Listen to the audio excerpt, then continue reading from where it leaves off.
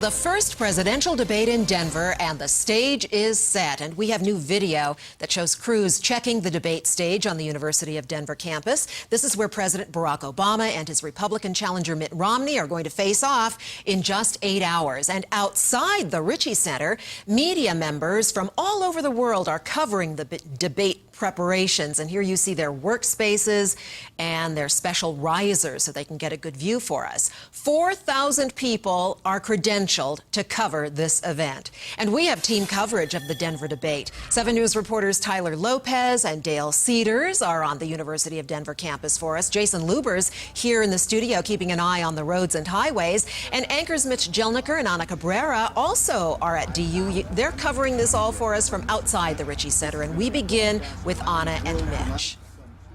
Well, good morning, Bertha. This first showdown face-to-face between the president and Mitt Romney is going to be one that's going to tackle a lot of domestic issues. Not surprisingly, the top issue, the economy. And both sides right now trying to lower expectations. In fact, Mitt Romney told supporters on Monday when he was at a rally here in Denver that this debate is not about winning, and his supporters also echoing that same message.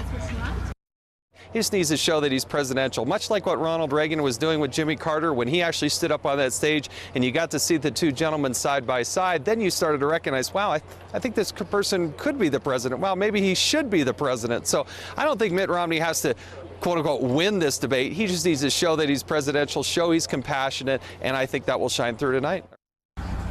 Now, the president has also said Mitt Romney is a good debater. And while the president's advisors admit he's out of practice, they say tonight's debate will come down to really keying in on those policy issues. I think that expectations are probably working a little bit against us and more for Mitt Romney right now. But that, at the end of the day, I think that the winner is going to be declared by the American people based on what these two candidates say and who lays out a vision for the future, some specifics, some policy details. So a lot of pressure on both of these gentlemen tonight as they enter this debate. Tonight, the domestic policy is front and center. That's the focus. Former anchor of the PBS NewsHour, Jim Lehrer, he's the moderator tonight. He's already said he's going to ask questions about the economy.